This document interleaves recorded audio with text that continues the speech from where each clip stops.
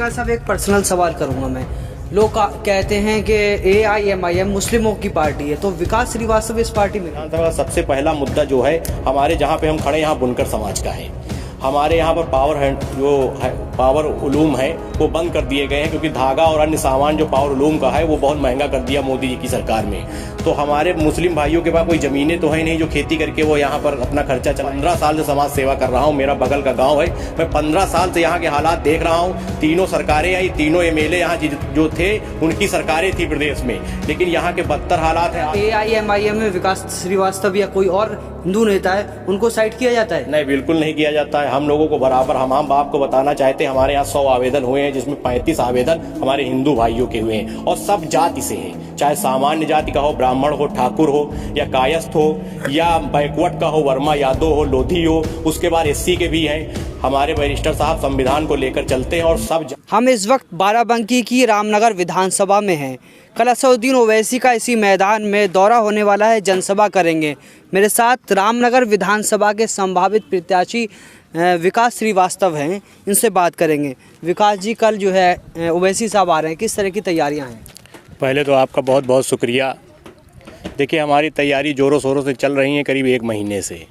पूरी तैयारियां हम लोगों ने पूरी कर ली है, और एक बढ़िया सी यहाँ पे जनसभा होगी, अच्छी सी, और हम लोग उसके लिए पूरा गाड़ियाँ हमने विधानसभा में लगाई हैं। दूसरी भी विधानसभाओं से गाड़ियाँ आएंगी। हमारे वहाँ के जो आवेदक प्रत्याशी हैं उन लोगों ने भी व्यवस्था की है गाड़ियों की। बाकी होर्डिंग बैनर हमारे सब लग रहे हैं रोड पर, और यहाँ पर एक विशाल जनसभा होना बिल्कुल पक्का माना जा रहा है जी। अच्छा, जनता के बीच जा रहे हैं, आप बता रहे हैं कि ओवैसी साहब की रैली होने वाली है, और दूसरा जो है AIMIM जितना तरीके से जो है लगातार दौरे कर रहे हैं ओवैसी साहब, तो कितना जो है जनता आपको लुभा पा रहे हैं और जनता आपके साथ आ रही है? देखिए, ओवैसी साहब इस समय करीब 2-3 महीने से लगातार दौरे पर हैं पूरे उत्तर प्रदेश में, और विरोधियों के जो है हौसले परस्त हो चुके हैं। उनको ये पता है कि इस बार ओवैसी साहब कुर्सी का एक पाया जरूर होंगे, और हम लोग एक पाया बन के ही मानेंगे। 100 सीटें लड़ने का हमारा प्लान है, जिसमें 80 से 90 सीटें हम लोग जीत रहे हैं आज की डेट में। अगर बैरिस्टर साहब का आदेश होता है तो सीटें बढ़ाई भी जा सकती हैं, और हम लोग इस बार पूरी भागीदारी करेंगे, और बिना भागीदारी के सरकार इस बार नहीं बनेगी। विकास साहब, एक पर्सनल सवाल करूंगा मैं। लोग कहते हैं कि AIMIM मुस्लिमों की पार्टी है, तो विकास श्रीवास्तव इस पार्टी में क्यों? देखिए, आपने बहुत अच्छा सवाल पूछा, मैं आपको बताना चाहता हूँ इसके लिए। मैंने तो खैर ओवैसी साहब को 2-3 साल यूट्यूब पर सर्च करके देखा, लेकिन जो ये लोग ये कहते हैं उनसे आप ये कहिए कि जब केदारनाथ में त्रासदी हुई थी 2013 में, हमको लगता हुई थी, वहाँ पर 98% हमारे हिंदू भाई ही मारे गए थे उस त्रासदी में। भाई 2% वो लोग थे जो जैसे कोई ड्राइवर है या कोई वहाँ पे दुकान लगाता, वो मुस्लिम भाई थे। वहाँ पर हमारे बैरिस्टर असदुद्दीन ओवैसी साहब ने 1.5 करोड़ रुपए देने का काम किया, वो भी अपने निजी खाते से। जबकि यहाँ पर अखिलेश यादव जी सरकार में थे उस समय, उन्होंने 50 लाख रुपए अपने राहत कोष से दिए थे, सरकारी खर्चे से। तो इससे बड़ा प्रमाण कौन हो सकता है कि बैरिस्टर साहब सबके नेता हैं, सभी धर्म और सभी जात को लेकर चलते हैं। अच्छा, जो यहाँ पे भीड़ आएगी ओवैसी साहब की रैलियों में, बहुत ज़्यादा भीड़ होती है, क्या आप वोट में कन्वर्ट कर पाएंगे उसे? बिल्कुल होगी भाई। आदमी को जब मन होगा सुनने का तभी आएगा, नहीं तो आजकल आदमी इतना बिजी है, कौन कहाँ आना जाना चाहता है। लेकिन हमारे बैरिस्टर साहब का वो जलवा है। हम आपको बताना चाहते हैं कि अभी जल्दी हमारी मुरादाबाद में हुई थी रैली, तो उसमें पानी गिर रहा था, आपको बता दें, और भीड़ ने 1 घंटे उनका बराबर जो है भाषण सुना। कहा जाता है कि कुछ जगह जो है पैसे से भीड़ बुलाई जाती है, तो आप क्या पैसे से तो नहीं बुला रहे हैं? नहीं नहीं, ऐसा तो बिल्कुल गलत कहते हैं। पैसे से वो लोग बुलाते हैं जिनको ये रहता है कि भीड़ नहीं। हमारे यहाँ तो इतने दीवाने हैं कि 1 हफ्ता से यहाँ के कार्यकर्ता और हमारे जितने भी भाई हैं, रामपुर कस्बे में प्रोग्राम हो रहा है, हमारे मौलाना जी बगल में खड़े हुए हैं, पूरा हमको साथ मिल रहा है, सब लोग हमारे साथ हैं, और एक कामयाब रैली हम लोग यहाँ पर करेंगे जी। तो कितना क्या लगता है सीट निकल पाएगी? बिल्कुल जीतेंगे, पक्का है। विरोधियों के समझ लीजिए हौसले परस्त हो चुके हैं, और आप देखिएगा कल कितनी यहाँ पे भीड़ होती है, और जीतना तो हमको बिल्कुल पक्का है, इसमें तो कोई दो राय नहीं, बस ऊपर वाले की मदद होनी चाहिए। ये तो बीजेपी का गढ़ है। नहीं, बीजेपी का गढ़ काहे का है?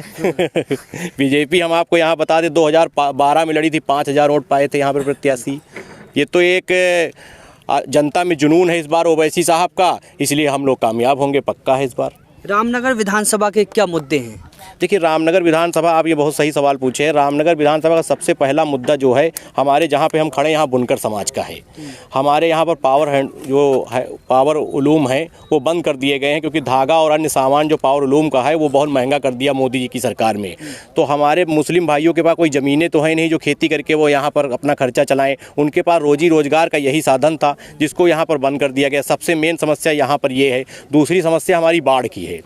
तराई का जो हमारा बेल्ट है, क्षेत्र है, उसमें अभी आप गए होंगे, हो सकता है बाढ़ 2 बार नेपाल से पानी छोड़ा गया। वहाँ पर ये पोजीशन थी कि बंदे पे लोग रह रहे थे रात में, और ना तो कोई लाइट की व्यवस्था थी, ना तो कोई मट्टी का तेल वहाँ पर उपलब्ध था। रोज़ रात में लोग अंधेरे में रहते थे।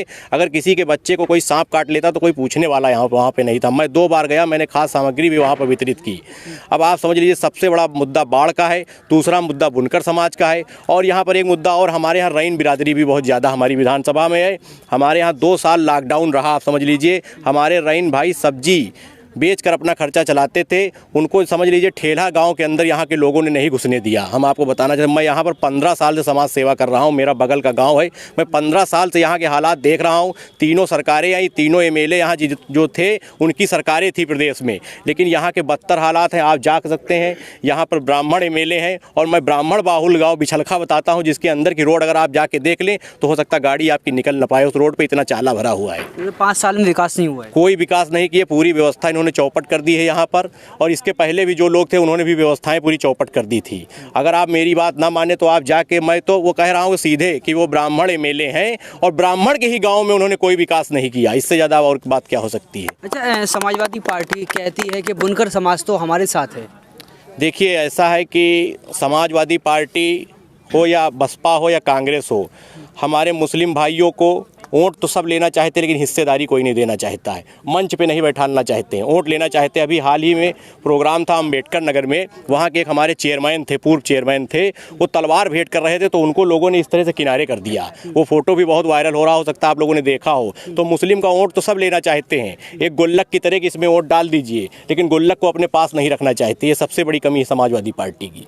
लगातार ये जो है बहुत सारी रैलियों में ये फोटो वायरल हो रहे हैं कि मुस्लिम नेताओं को साइड किया जा रहा है। बिल्कुल किया जा रहा है। मगर क्या AIMIM में विकास श्रीवास्तव या कोई और हिंदू नेता है, उनको साइड किया जाता है? नहीं, बिल्कुल नहीं किया जाता है। हम लोगों को बराबर, हम आपको बताना चाहते हैं, हमारे यहाँ 100 आवेदन हुए हैं, जिसमें 35 आवेदन हमारे हिंदू भाइयों के हुए हैं, और सब जाति से हैं। चाहे सामान्य जाति का हो, ब्राह्मण हो, ठाकुर हो, या कायस्थ हो, या बैकवर्ड का हो, वर्मा यादव हो, लोधी हो, उसके बाद SC के भी हैं।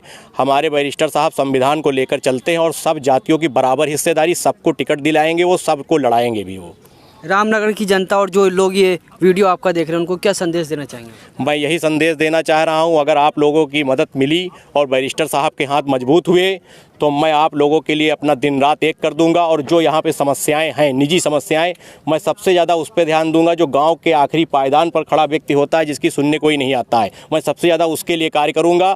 क्योंकि होता क्या है, बड़े बड़े लोग गाँव के होते हैं, वो विधायक के टच में आ जाते हैं, और अपना जो है सिस्टम पूरा फिट करने, उनका सिस्टम बिल्कुल नहीं चलेगा। हर गरीब का सिस्टम चलेगा। गरीब मेरा भाई है, और गरीब को उठाने का काम किया जाएगा।